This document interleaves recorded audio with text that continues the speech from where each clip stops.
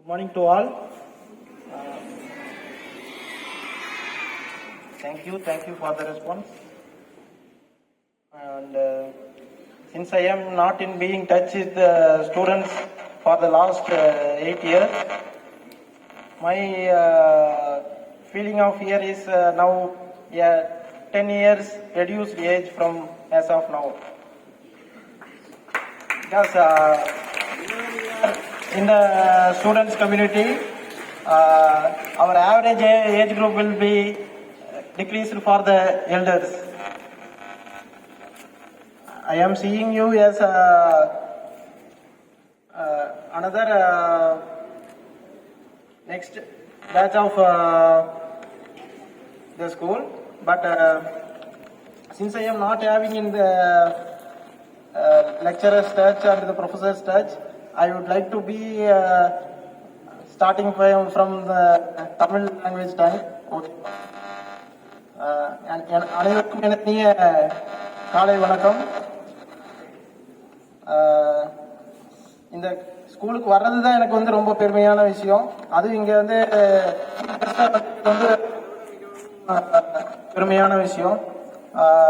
Sir தான் வந்து எங்களுக்கு எல்லாமே role founder sir sir principal sir வந்து என்னைய ரோல் மாடல்னு சொல்றாங்க.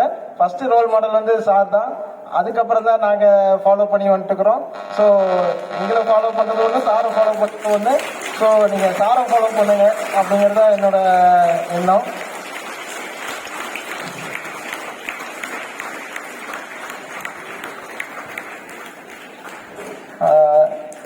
எல்லாத்துக்குமே வந்து கோஇன்சிடென்ஸ் வந்து கிடைக்காது.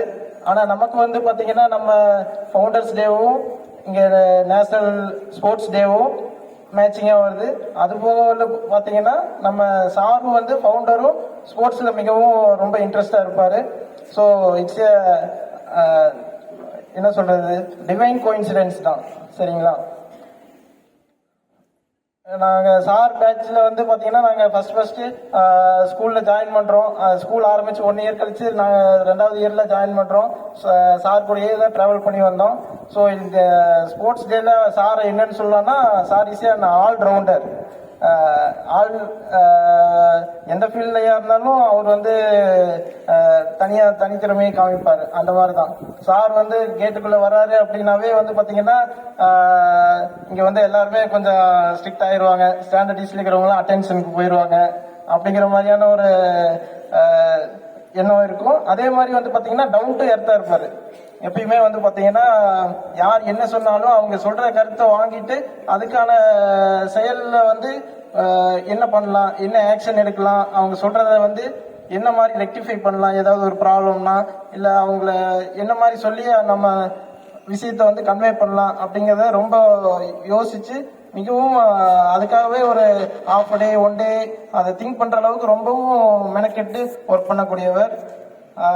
சார் வந்து முதல்ல வந்து பாத்தீங்கன்னா என்ன மாதிரியே வந்து என்ன மாதிரின்னு சொல்ல முடியாது, அவர் தான் ரோல் மாடல். அவரும் வந்து ஒரு கவர்மெண்ட் ஜாப் கிடைச்சிருக்கு. இருந்தாலும் வந்து பாத்தீங்கன்னா போலீஸ் டிபார்ட்மெண்ட்ல இருந்தாலும் அவர் ஸ்கூல் தான் வந்து ஃபாலோ பண்ணணும்.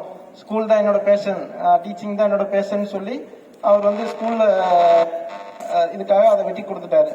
ஆனா வந்து பாத்தீங்கன்னா ஸ்கூலை வந்து நல்லா டெவலப் பண்ணி கொண்டு வந்துட்டாரு.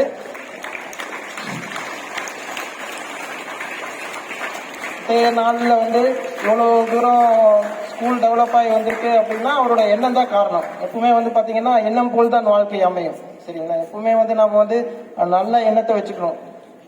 நம்ம கிட்ட பணமோ மற்ற செல்வங்களோ மற்ற மக்களும் வந்து பாத்தீங்கன்னா நம்ம எண்ணம் நல்லா இருந்துச்சுன்னா நம்ம கூட சேர்றவங்க எல்லாருமே நல்லவங்களா இருப்பாங்க. நம்ம செயல்கள் எப்பவுமே நல்லதான் அமையும். நமக்கு தேவையானது வந்து பாத்தீங்கன்னா ஒண்ணு இழந்தாலும் அதை விட பெஸ்டானது நமக்கு கிடைக்கும். சரிங்களா? இதுல வந்து பாத்தீங்கன்னா நம்ம sports day, national sports day வந்து பாத்தீங்கன்னா நம்ம வந்து மேஜர் தியான் சந்த் அப்படிங்கிற நம்ம ஹாக்கி பிளேயர் நினைவா தான் நம்ம நேஷனல் ஸ்போர்ட்ஸ் டே வந்து கடைபிடிச்சிட்டு வராங்க 2012 இருந்து. நம்ம ஸ்கூலோட லோகோலையும் வந்து பாத்தீங்கன்னா ஹாக்கி பேட்டும் பாலும் தான் வந்து ஸ்போர்ட்ஸுக்கான இண்டிகேஷனா இருக்கும். இது எல்லாமே வந்து பாத்தீங்கன்னா நம்ம இந்த டேக்கான ஒரு ஸ்பெஷல் கோஇன்சிடென்ஸையும் கொலினியர் பாத்தையும் காமிக்குது. சரிங்களா?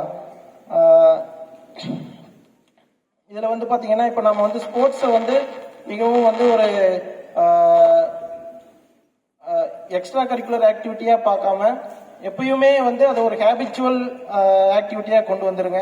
ஏன்னா வந்து பார்த்தீங்கன்னா இப்போ வந்து பார்த்தீங்கன்னா பொருள் கூட சம்பாதிச்சிடலாம், ஆனால் வந்து ஹெல்த்தை வந்து அதே மாதிரியே மெயின்டைன் பண்ணுறதுங்கிறது வந்து பார்த்தீங்கன்னா ரொம்ப முடியாத காரியம்.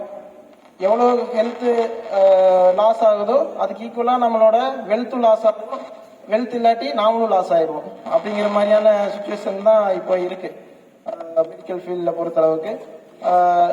நம்ம எந்த அளவுக்கு நம்ம மைண்டையும் உடல்நிலையையும் பாதுகாப்பாக வச்சிருக்கிறோமோ அந்த அளவுக்கு வந்து நம்ம வந்து ரொம்ப நாள் வாழலாம், மிகவும் மகிழ்ச்சியோட வாழலாம். ஸோ அதனால வந்து ஸ்போர்ட்ஸை வந்து எப்பவுமே ஹேபிச்சுவல் ஆக்டிவிட்டியாக பார்த்துக்கோங்க, எக்ஸ்ட்ரா கரிக்குலர் ஆக்டிவிட்டியாக பார்க்க வேண்டாம். வேற வந்து பார்த்தீங்கன்னா இப்போ ஸ்போர்ட்ஸ்ல இருந்து நம்ம வெற்றியை மட்டும் வந்து நீங்க ஒரு இலக்கா கொண்டு போகாதீங்க. எப்பவுமே அதுக்கான முயற்சியையும் ஆற்றலையும் கொண்டு போயிட்டே இருங்க. அது வந்து இக்காலத்துல நமக்கு ஒரு டெஸ்ட் வைக்கிறாங்க அப்படின்னா அந்த டெஸ்ட்ல வந்து இன்னைக்கு பாஸ் மார்க் வாங்காம இருக்கலாம், ஏன்னா நீங்க படிச்ச கொஸ்டினோ இல்ல நீங்க படிச்ச மெத்தட்ல ஆன்சரோ அங்க பண்ண முடியாம போயிருக்கலாம். அடுத்து வேற ஒரு டெஸ்ட் வைக்கிறப்போ அந்த டெஸ்ட்டுக்கு வந்து நம்ம ஆப்டா வருவோம். அந்த டெஸ்ட்ல வந்து நம்ம மார்க் வந்து நமக்கு தெரிஞ்ச ஆன்சர் தான் வந்து ஃபர்ஸ்ட் டாப் நிற்கும். ஸோ அதே மாதிரியே தான் நம்ம கேம்ஸும் எப்பயுமே நம்மளுடைய ஆற்றலையும் நம்மளோட விடாமுயற்சியையும் முடிஞ்ச அளவுக்கு கொடுத்துட்டே இருந்தோம் அப்படின்னா நம்ம வெற்றி வந்து ஒரு இலக்கு தான். அந்த வெற்றியை அடைஞ்சிட்டோம்னாலும் அந்த வெற்றியை வந்து கன்சிஸ்டண்டா பெறணும். சரிங்களா? இப்போ நம்ம ஸ்கூல் வந்து பார்த்தீங்கன்னா நான் வந்து 30 இயர்ஸ் ஆகுது, 33 இயர்ஸ் ஆகுது ஏஜ் குரூப். நான் ஒரு 15 இயர்ஸ் இங்கே ஸ்கூலில் இருந்திருக்கேன். 15 இயர்ஸ் வந்து வெளி என்விரான்மெண்ட்ல இருந்திருக்கேன், ஸ்கூல் விட்டு கேட்டுக்கு வெளியே இருந்திருக்கேன்.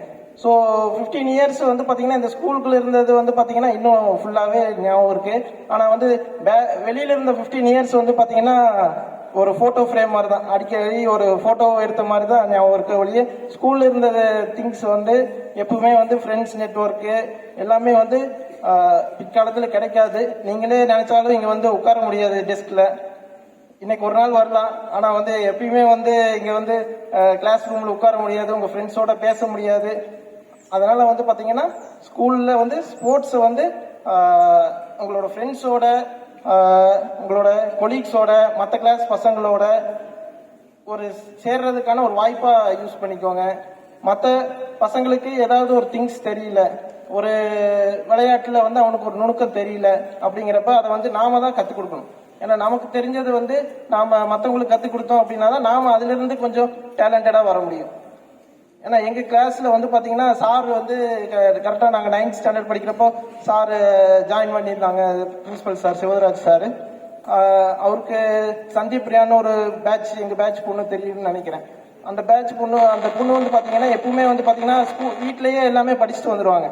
ஆனா வந்து இங்க இருக்கிற பசங்கள்ல யாருக்கு ஈஸியா டெஸ்ட் நல்லா படிக்க முடியாதோ அவங்களுக்கு கூப்பிட்டு வச்சு ஒரு அரை மணி நேரம் சொல்லி கொடுப்பாங்க. கிளாஸ்லயே டீச்சர் சொல்லி கொடுத்திருந்தாலும் அது வந்து ஒரு சிலருக்கு திரும்ப எக்ஸாம் டைம்லயோ டெஸ்ட் டைம்லயோ வந்து பாத்தீங்கன்னா அது ஞாபகம் வராது, அது அதே மாதிரியான மென்டாலிட்டியில சொல்லி தர முடியாது, அதனால அவங்களால நல்லா படிக்க முடியாது. ஸோ அதை வந்து அந்த பொண்ணு வந்து ஒரு நல்ல எண்ணத்துல வந்து அந்த பசங்களுக்கு சொல்லி கொடுத்துட்டே இருந்தாங்க. ஆனா வந்து பாத்தீங்கன்னா அந்த பொண்ணு எப்பவுமே ஃபர்ஸ்ட் ரேங்க் வாங்கிடுவாங்க. ஏன்னா அந்த பொண்ணு சொல்லி கொடுத்தே வந்து பாத்தீங்கன்னா நல்லா ரிவைஸ் ஆயிடுவாங்க, கான்செப்ட்ல நல்லா கிளியர் ஆயிடுவாங்க. ஸோ மேக்சிமம் வந்து ஸ்போர்ட்ஸை வந்து ஒரு ஸ்போர்ட்டிவ் ஆக்டா எடுத்துக்கோங்க. வெற்றி மட்டுமே இலக்கா வச்சுக்காதீங்க, மாற்றம் ஒன்றே மாறாதது.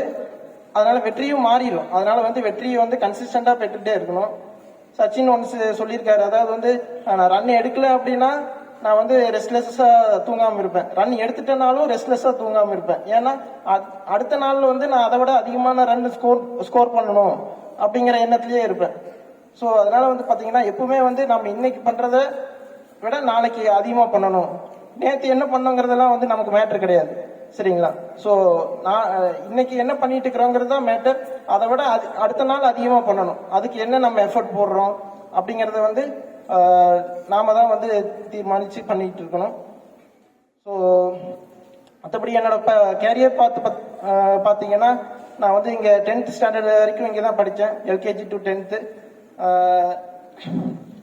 சார் வந்து நான் ஃபவுண்டர் சார் கிட்ட பயாலஜி கிளாஸ் போயிருக்கேன். பயாலஜி கிளாஸ் எங்களுக்கு எடுத்திருக்காங்க, அடி வாங்கியிருக்கோம், விளையாட்டில் திட்டு வாங்கியிருக்கோம், ஏகப்பட்டது நடந்திருக்கு. சரி, அதெல்லாம் வந்து இன்னும் மலரும் நினைவுலாம் இருக்கு. அப்போ வந்து திட்டு வாங்கணும், அடி வாங்கணும் அப்படிங்கிறதெல்லாம் வந்து ஒரு மன வருத்தமோ இருந்திருக்கலாம். ஆனால் வந்து இப்போ அதெல்லாம் தான் வந்து காட்சியாக இருக்க தவிர மீதியெல்லாம் வந்து பார்த்தீங்கன்னா நல்லா போனதெல்லாம் எதுவுமே ஞாபகம் இல்லை. அந்த திருத்தங்கள் எல்லாம் தான் நம்மளை இந்த மாதிரியான ஒரு பாத்துக்கு கொண்டு வந்திருக்கு.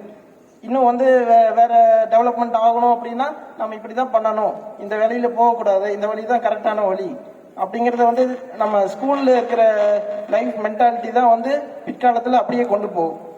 சரிங்களா? ஸோ 10th வரைக்கும் நான் வந்து இங்கே ஸ்கூலில் படித்தேன். 10th டைமில் எனக்கு எப்பவுமே வந்து பார்த்தீங்கன்னா இந்த ஃபைனல் எக்ஸாம் டைமில் தான் ஏதாவது ஒரு குழப்பம் வரும். ஏன்னா 10th வரைக்கும் நல்லா படிச்சுட்டு தான் இருந்தேன். 10th டைமில் காலில் கொஞ்சம் ஃப்ராக்சர் ஆச்சு. அதே டைமில் வைரல் ஃபீவர் வந்துச்சு.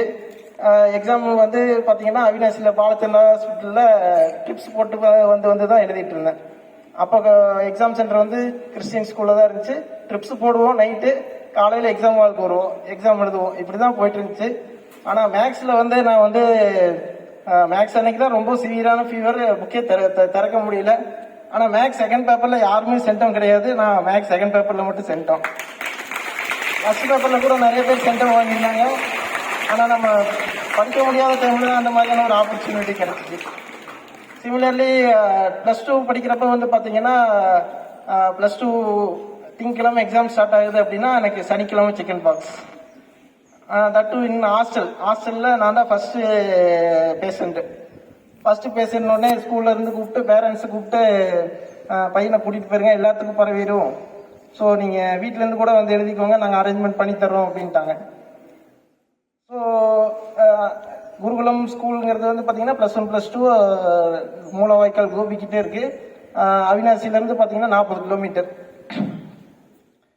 டெய்லியும் ஸ்கூல்லேருந்து நான் வீட்டிலேருந்து அது கொப்பளம்லாம் வர அப்போ தான் வர்ற ஸ்டேஜ். அந்த மாதிரியான ஒரு கட்டத்தில் தான் வந்து டெய்லி கார் வச்சு எக்ஸாம் ஹாலுக்கு போவோம். அது எக்ஸாம் ஹாலில் வந்து எனக்கு மட்டும் தனியாக டெஸ்க்கை தூக்கி வெளியே போட்டுருவாங்க நம்ம வராண்டால. மீதி இருக்கிற 30 பேரும் உள்ளே உட்காந்து எழுதிட்டு இருப்பாங்க, நான் ஒருத்தர் மட்டும் தனியாக வெளியே உட்காந்து எழுதிட்டு இருப்பேன். இதில் வந்து பார்த்தீங்கன்னா பக்கத்தில் வந்து கம்பங்கூழும் இல்லை இளநீ ஜூஸும் 2 பாட்டில் கொடுத்துருவாங்க. அது வந்து நம்மளை மட்டும் 10 மணிக்கு எக்ஸாம்னா 9:30 கூட்டிகிட்டு போய் உட்கார வச்சிருவாங்க. லாஸ்ட் மினிட் ப்ரிப்பரேஷன்லாம் கிடையாது. ஏன்னா நமக்கு மட்டும் தனியாக அரேஞ்ச்மெண்ட்டு, தனியாக போய் உட்காந்துருவோம். கடைசியாக வந்து ஒரு கம்ப்யூட்டர் சயின்ஸ் எக்ஸாம், அந்த ஒரு எக்ஸாமுக்கு மட்டும் என்னை உள்ள அலோவ் பண்ணாங்க. மீதி எல்லா எக்ஸாமுக்குமே நம்ம தனிமையில தான் உட்காந்து எழுதிட்டு இருந்தோம். ஆனால் வந்து பார்த்தீங்கன்னா ஸ்கோர் அதுக்கு தகுந்த மாதிரி எனக்கு வந்து முதல்ல படித்ததை வச்சு எழுதிட்டு இருந்ததுனால ஸ்கூலில் அந்த டைமில் ஸ்கூலில் 5th ரேங்க்கும் 95% 1140 மார்க்கும் எடுத்தேன் 1200க்கு. அது வந்து